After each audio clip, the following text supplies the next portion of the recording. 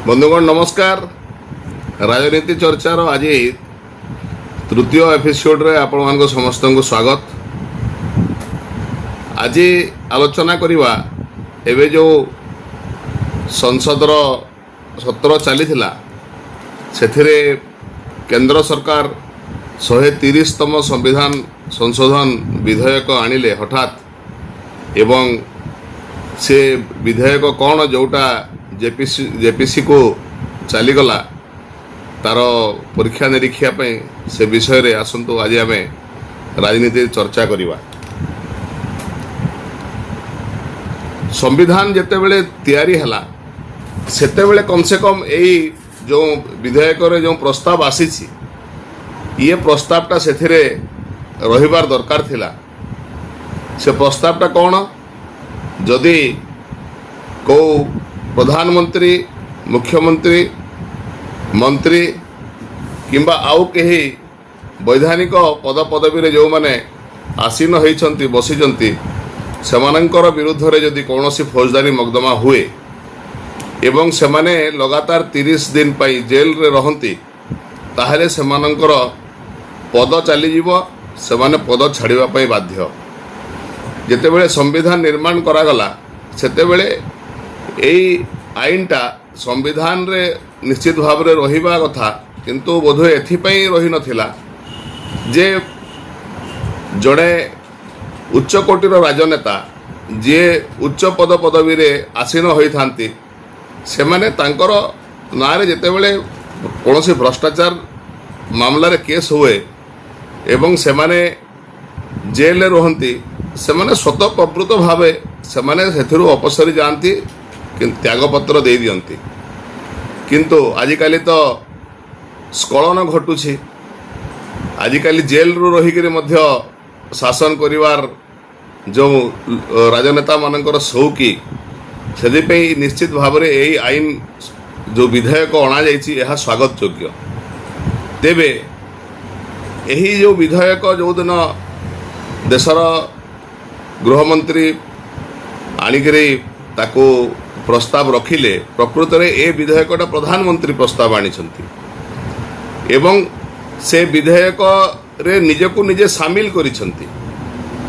स्वर्गत प्रधानमंत्री इंदिरा गांधी समय रे एभली आईन पास होता प्रणयन होता कि जो थे आपण प्रधानमंत्री मंत्री मुख्यमंत्री मानकर पद जाई परिबो नाही किंतु जो उच्च राजनीतिर पराकाष्ठा देखैबा पई देशर प्रधानमंत्री नरेंद्र मोदी निजे प्रस्तावटा को आनिछंती एवं से आईन भितरे निजको मध्य सामिल करिछंती जे प्रधानमंत्री कौनसी मंत्री कौनसी मुख्यमंत्री जदि कौनसी फौजदारी मकदमा रे तांकर नारे केस हुए एवं से लगातार 30 दिन पाई जदि से जाइकरी जेल रे रहंती ताहेले ऑटोमेटिकली तांकर पदच्युत हेबो तांकर पद चली जीवो एभलिया नियम से भितरे रही।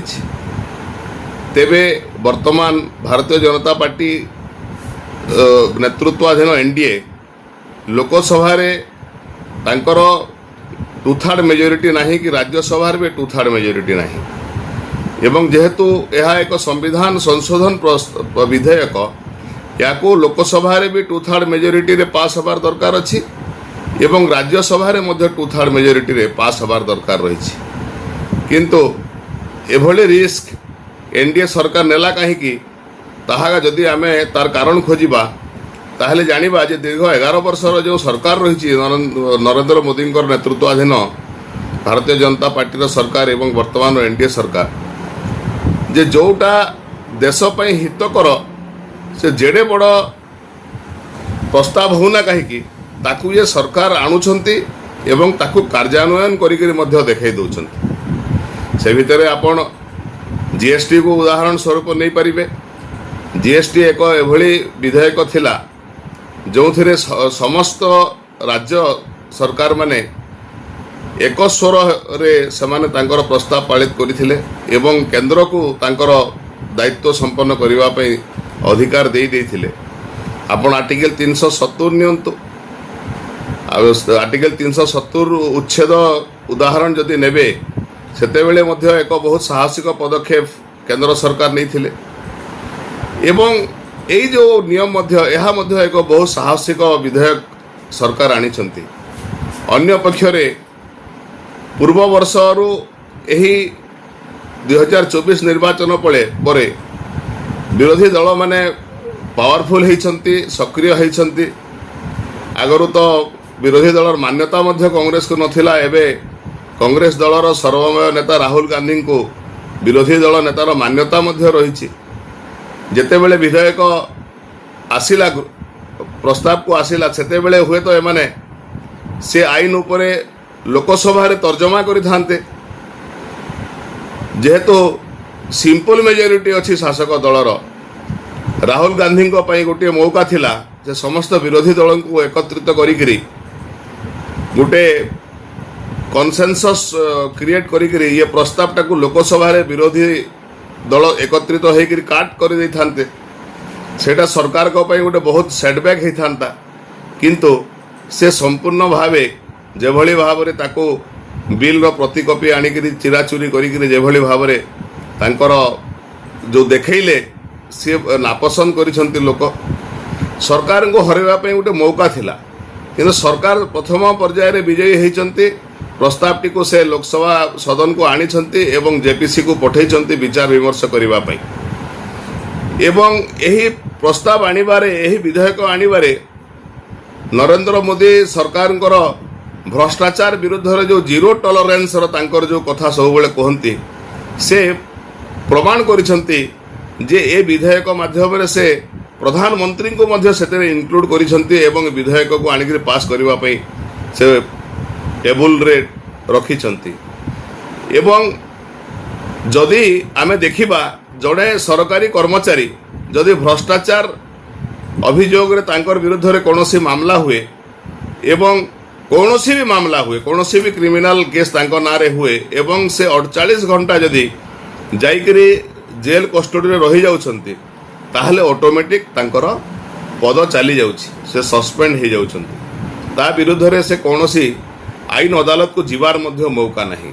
ତେବେ ସେଥିରୁ ଦେଶର ପ୍ରଧାନମନ୍ତ୍ରୀ, ଦେଶର ମୁଖ୍ୟମନ୍ତ୍ରୀ, ମନ୍ତ୍ରୀମାନେ କେମିତି ବାଦ ପଡ଼ୁଛନ୍ତି? ତାହେଲେ ଯେହେତୁ ଆମର ଦେଶରେ ସମସ୍ତଙ୍କ ପାଇଁ ସମାନ ନିୟମ ରହିବା କଥା, ସମସ୍ତଙ୍କ ପାଇଁ ସମାନ ନିୟମ କେଉଁଠି ରହିଲା? ଯଦି କ୍ରିମିନାଲ କେସ୍ରେ, ଭ୍ରଷ୍ଟାଚାର କେସ୍ରେ ଯଦି ପ୍ରଧାନମନ୍ତ୍ରୀ, ମୁଖ୍ୟମନ୍ତ୍ରୀ, ମନ୍ତ୍ରୀମାନେ ଅନ୍ତର୍ଭୁକ୍ତ ହେବେ ନାହିଁ ଏବଂ କେବଳ ସରକାରୀ ଚାକିରିଆମାନେ ତାଙ୍କର ଚାକିରି ଚାଲିଯିବ ଏବଂ ବଡ଼ ବଡ଼ ଲୋକ ପଦଚ୍ୟୁତ ହେବେନି, ତାହେଲେ ତ ଇଏ ଦୋହରା ନୀତି ହେଲା। ଏଣୁ ଏହି ବିଧେୟକ ନିଶ୍ଚିତ ଭାବରେ ପାସ୍ ହେବାର ଦରକାର। କିନ୍ତୁ ଏହି ବିଧେୟକକୁ ସର୍ବପ୍ରଥମେ ବିରୋଧ କରୁଥିବା କଂଗ୍ରେସ ଦଳ ଏବଂ ତୃଣମୂଳ କଂଗ୍ରେସ, ସମତା, ଆମର ଯେଉଁ ଅଖିଳେଶ ଯାଦବଙ୍କର ସମାଜବାଦୀ ପାର୍ଟି, ଏମାନେ ପ୍ରମାଣିତ କରିଛନ୍ତି ଯେ ସେମାନେ କେବଳ ହିନ୍ଦୁ ବିରୋଧୀ ନୁହନ୍ତି, ସେମାନେ ଭ୍ରଷ୍ଟାଚାରୀମାନଙ୍କୁ ମଧ୍ୟ ରଖିବା ପାଇଁ ଏବଂ ତାଙ୍କୁ ମାନେ ଗୋଟେ ସେଫ୍ ପେସେଜ ଦେବା ପାଇଁ ସେମାନେ ମଧ୍ୟ ଚେଷ୍ଟିତ ଅଛନ୍ତି। ଏହି ପ୍ରକାର ତାଙ୍କର ଚିତ୍ରଣ ହେଇଛି ଏବଂ এই বিপক্ষ এই সুযোগটা ছাড়িকি ইয়ে ফার্স্টরু তাকে বিরোধ করিবার কারণ কোণ? তাহলে যেহেতু রাহুল গান্ধী অপোজিশন লিডর হিসাবে তাঁর গোটে সুযোগ লা যে সমস্ত বিরোধী দলকে একত্রিত করে পারি থাকে, সমস্ত গোটে বটমকু আনিকি গোটে টেবুলকু আনিকি ইয়ে সরকারর বিধেয়ক কাট খোই পারি থাকে এবং সরকারটাকে হরাই পারি থাকে। সেমানে সেথিরে মধ্য তাঁকর ভিতরে ডাউট রহুচি যে সেমানে এক হয়ে পারিবে না এক হয়ে পারিবে নাই। এথিরে ওয়েস্টবেঙ্গলর মুখ্যমন্ত্রী মমতা বানার্জী, এথিরে অখিলেশ যাদব, এথিরে আপনার দিল্লীর আপ যে দলর অরবিন্দ কেজরিওয়াল, এমানে নিশ্চিত ভাবে ডরিবা স্বাভাবিক। কারণ মমতা বানার্জীঙ্কর এবং তাঁকর গুড়াই মন্ত্রীঙ্কর বিরুদ্ধে ভ্রষ্টাচারী মকদ্দমা লাগি রয়েছে, এবে আগকু মধ্য আহুরি লাগিব। অখিলেশ যাদবঙ্কর গোমতী রিভর ফ্রন্টর যে ভ্রষ্টাচারর তলোয়ার তাঁকর বিরুদ্ধে ঝুলুছি, তাঁক মুন্ড উপরে ঝুলুছি। এবং অরবিন্দ কেজরিওয়াল তো বেসরমির শেষ সীমা পার হয়ে যাইলে যেতবে সে জেল ভিতর দিল্লী সরকারর মুখ্যমন্ত্রী হয়েকি সে অর্ডর পাস করুলে। এণু সেমানে বিরোধ করা বাঞ্ছনীয়। তেবে জাঁয়া কংগ্রেস কাহিঁকি বিরোধ করুছি? বিগত দিনর সরকার আমি যে দেখা 2004 ও 2014 जो कांग्रेस सरकार चली जोटाकि भ्रष्टाचार करिबारे गोटे रेकर्ड सृष्टि करिथिला। प्रत्येक दिन आपण देखिबे लक्ष लक्ष कोटीर घोटाला, 2G स्पेक्ट्रम घोटाला, आपण स्पोर्ट्स रे घोटाला, सार दुर्नीति, विभिन्न प्रकार दुर्नीति, लालू यादव कर चारा दुर्नीति रे लिप्त थिला। एवं मनमोहन सरकार सेतेबेले गोटे ऑर्डिनेंस पास करथिले जे जहाको कन्विक्शन 2 वर्ष हो जिवो तार सभ्य पद रद्द हो जाउथला। ताकू से बंचेवा पे लालू यादव को गोटे ऑर्डिनेंस पास करथिले सर्वसम्मति क्रमे कैबिनेट रे, जहाको वर्तमान रो विरोधी दल नेता से सेतेबेले ताकू चिरी फाड़ी देइकरी नॉनसेंस बोली कहिथिले, किंतु तांकर से स्टैंड आजी आउ नाही। एबे सरकार प्रथम पर्याय रे विजयी हेछि जे जो भ्रष्टाचार विरुद्ध रे जीरो टॉलरेंस टाकू जो मुहरे केवल आमे कहूनु आमे कामरे करिके देखौछु एभलिया प्रमाणित करिसंती। सदन रो टेबुल को आनिछंती एवं सेटा जेपीसी को जाइछि। जेपीसी रे सबु दलर नेता थांती, सबु दलर प्रतिनिधि थांती, सेटारे तर्जमा हबो। तर्जमा हला परे जहा से जार सजेशन आसीबो सी पुणी बिल रे ताको इनक्लूड करिकरी बिल पुणी आसीबो। एवं सेते बेले आमे तो से पास ही जीवो एबे कहिबा उचित हबो नै। सेते बेले जेमिति हेले ताको पास करेवा पई जो चाणक्य अछंती एनडीए केंद्र सरकार रो जे गोटी चालना करिकरी सब बिल पास करांती, निश्चित भाव में गृहमंत्री अमित शाह चेष्टा करेंगे, एनडीए रो नेता माने चेष्टा करेंगे। किंतु एतिकी आमे आज कहि परिबा जे जो जीरो टॉलरेंस भ्रष्टाचार विरुद्ध रे रखी थिबा कथा बारंबार देशर प्रधानमंत्री श्रीयुक्त नरेंद्र मोदी एवं बीजेपी दल कही आसुची, ताकू आज से माने ये 130 नंबर जो एमेंडमेंट संविधान संशोधन विधेयक आनिकरी प्रमाणित करिसंती। धन्यवाद।